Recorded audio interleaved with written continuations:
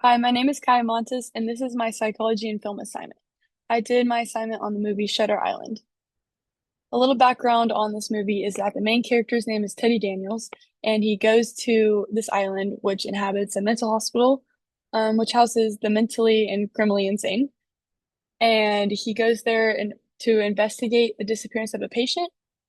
And as we follow him on his journey, it is clear that he has hallucinations from when he fought in World War II. And it's also evident as we go throughout the movie that there is an underlying motive as to why he took the case, and that is to catch the killer of his wife, and the killer's name is Andrew Latis. Near the end of the movie, we find out that Teddy Daniels is actually just a made-up identity that in order to cope with the fact that he is Andrew Latis and he killed his wife. For diagnosis, he has post-traumatic stress disorder, also known as PTSD, and it is a disorder that can be caused after experiencing or witnessing life-threatening or very stressful events. And there's a few stigmas associated with PTSD, such as individuals that are diagnosed are seen as weak, they are dangerous and violent, and only military personnel can have PTSD, which is false. For PTSD in different cultures, PTSD does not get diagnosed as much as it should due to three different characteristics, according to a PublicMed Central article. And the three factors include items of distress. It is typical to just look at the common general symptoms, but PTSD reactions can vary across cultures. Due to this, when making a trauma assessment, it is vital to look at universal and culturally unique responses. The second is ongoing stressors. Diagnosing PTSD can be complicated by the failure to account for ongoing stressors. This is often common in lower income countries. PTSD treatments may not work on the individuals that continue to face stressors. And the last is models of illness. The explanatory model is a client's cultural belief about the cause of their trauma. For example, supernatural forces or karma, and this may interfere with the diagnosis or treatment of their disorder.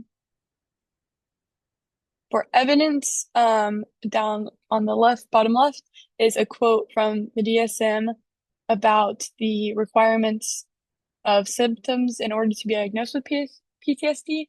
And to the right of that is a graph I created about the top symptoms experienced with PTSD. And the top is re-experiencing.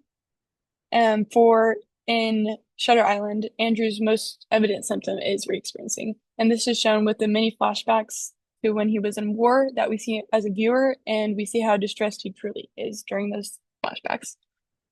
He experiences almost all the symptoms, but the least shown one is under the cognitive category.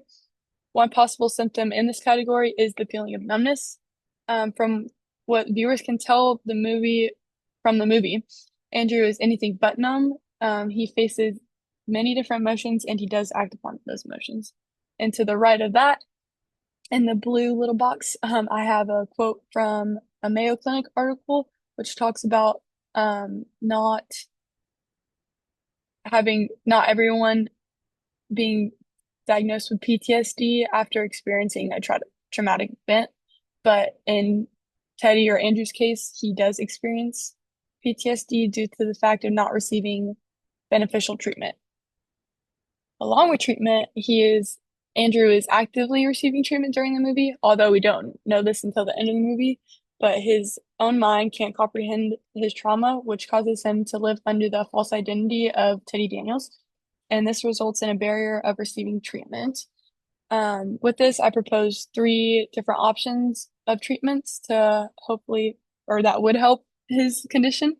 The first being cognitive therapy, the second being eye movement desensitization and reprocessing, also known as EMDR, and the third being narrative exposure therapy, also known as NET.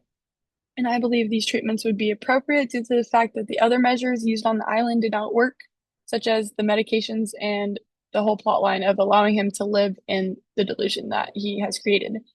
The movie is set in 1954, and the treatments that I propose are not yet discovered. So the hospital's solution was to ultimately give Teddy a lobotomy, which is no bueno.